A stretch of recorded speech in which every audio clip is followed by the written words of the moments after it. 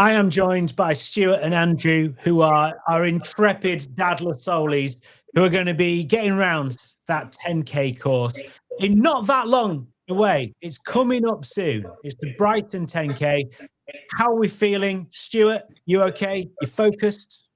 Yeah, good. The ankle is recovering from injuries. But yeah, no, all good. All good for me.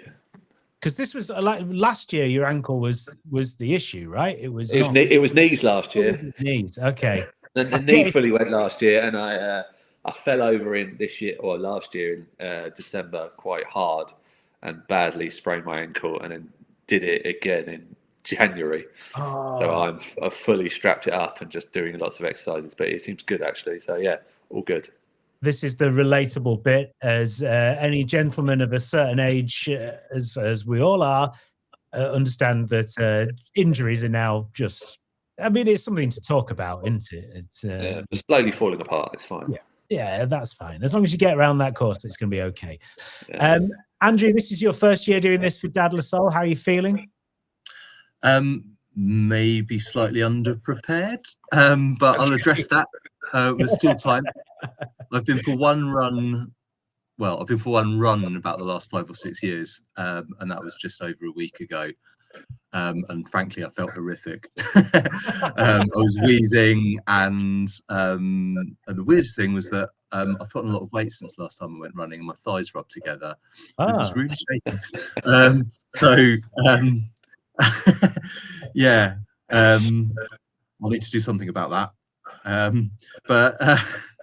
Yeah, no, I mean, I'm looking forward to it. The sun's shining at the moment, and when I've been running, when the sun's shining, it can feel all right, and it's starting to look like spring out there, and that's better than running in the winter. So yeah, no, I'm feeling positive. It makes a real difference, doesn't it? You know, just to wanting to get out there and wanting to be in the streets and moving around, just that little bit of sunshine, those crocuses out on the verges, that's what you need, right? You need that inspiration. Yeah. Yeah, it's good. Yeah.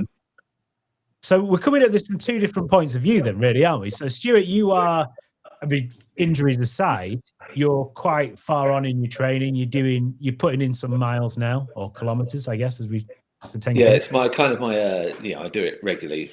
I haven't done. My distance has been lacking of late, to be frank. But then I did a long trail run around the Nep estate last week, which was 12K through bogs, which was rather delightful. It was a beautiful day, but the ground had not recovered. But yeah, no, I did about 28K total last week in the end. Wow. That was the longest amount of run, not all combined over several runs. So I've done some proper distance, but yeah, only one of them was a long run. So I'm a bit lacking on the old 10K front. So I need to be pushing. I need to get out some longer runs. And we're aiming for the 12th of April. Obviously, that's the Brighton Marathon weekend, the 10K there. You think that you'll be there, right? You think that you'll be at the 10K level by that time? Oh, 100%. Yeah. No, all good on that front. Yeah, I'll get it done either way. Even if I am hobbling, I'll get it done. And Andrew, what is your mindset at the moment? You're going to get out there now the weather's a bit better, and you're going to get there and do it. Yeah, I promised myself I was going to go for a run every week and sort of build up my fitness. And I've already failed because I've been for one run, and that was more than, I think it was 10 days ago now. But yeah, I mean, the weather's been nice the last few days. Before that, it had been a bit miserable. I think, yeah, it's difficult because, you know, being a dad swallows up all your time, doesn't it? I've got 3 kids, and just carving out a little bit of time to do things yourself. Sometimes you have to wait until the kids have gone to bed, and running in the dark in the evenings can be a bit miserable. So I think maybe, I mean, 10K is not, that means you can do your run in less than an hour if you're doing a training run. So maybe I should be trying to do it at lunchtime. So I think that might be my strategy. I think the other thing about that is, yeah, if you can't do it at lunchtime and you do need to do it after the kids have gone to bed, then when do you eat? That's always what I think as well. You know, if you move everything to the back of the day, it's like, oh, well, I can't eat before I go for a run, so I'm not going to be eating until, you know, whatever it is. So it's difficult, isn't it? Planning it, and that is the problem. That is why it's such a challenge.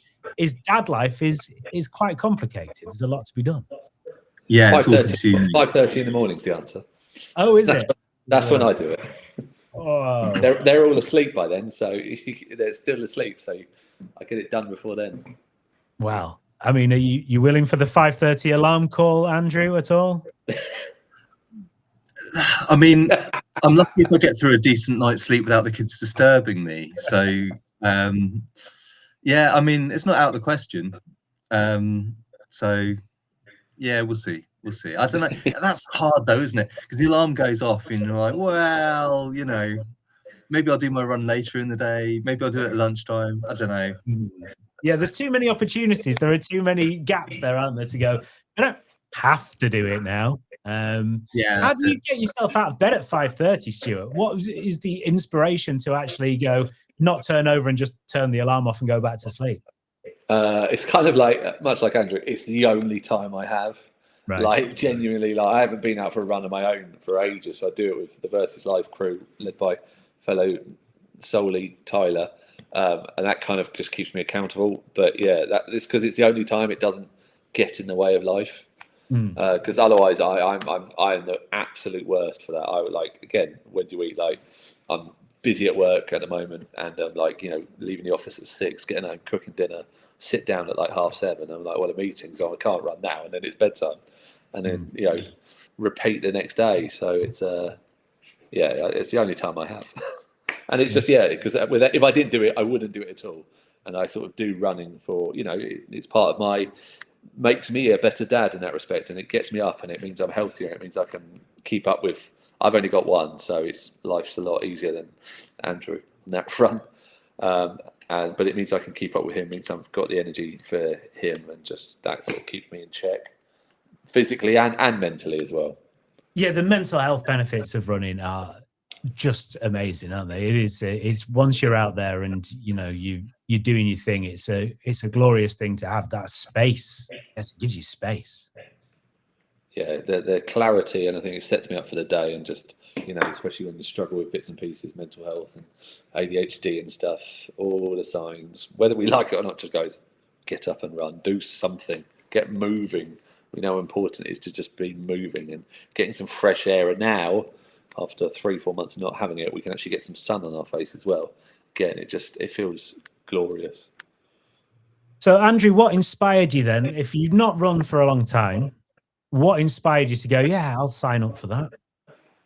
I just know what I'm like, and I thought if I've got a goal like this, then it might help me like get myself into shape a little bit. I mentioned that I've got fatter thighs than I used to have, and they're rubbing together. Basically, all my clothing's either shrunk or I've put on weight. It's pretty obvious. I could do with getting myself in shape. So I guess there was that. I know if I set myself a goal, I've got a reason to be going running, then it will make me actually do it, and it will help me get a bit fitter, and I could definitely benefit from that. And it's nice to do something to support Dad La Soul. I mean, Dad La Soul is something I really believe in. It helped me a lot when I first moved to Worthing and did feel a bit socially isolated, and I've really enjoyed the events. I've enjoyed taking my kids to the events and done a few of the Thursday sort of social things once a month. So I feel like I've benefited from a lot, and it's nice to be able to do something for Dad La Soul. So I saw that this came up. They were looking for someone to do it. I thought, yeah, this will be a good fit for me. Brilliant. Oh, well, I mean, you know, we're all behind you both, certainly. Stuart, what does Dad La Soul mean to you? Yeah, it's that. I think this is now becoming a sort of annual thing for me, just giving a bit back. You know, I love sort of my involvement in helping run the Worthing side of events, and it's that. I don't know if it helps bring, raise a bit of money, bring a bit of profile, whatever. It's just, it's annual thank you in that respect, because it's like, it has brought me so much. The irony without Dad La Soul, I wouldn't be running if it wasn't for Dad La Soul, because I started running through like Tyler, who I met through Dad La Soul, and I've met so many people and friends and all sorts of jazz from Dad La Soul. So it's been so central to my life, and I just think it's wonderful. So it's just this sort of my annual thank you, I think. It's possibly because it does mean just the world to me, and so many others. Great. Well, we will keep tabs on your progress, both of you, as we head towards the 12th of April, which is when you're going to be doing this run. Brighton Marathon Weekend 10K for Daddler Soul. If people want to sponsor you, I'll stick a link in the description or in the bio, or there'll be links everywhere, right? Or go to Crowdfunder and put Daddler Soul in there and you'll find it. Just essentially give us a bit of cash, and these guys will do a lot of running. And I think that's pretty much a fair sort of deal for everyone concerned. The best of luck to both of you, and thank you very much for joining me. Cheers. Pleasure. Thank you.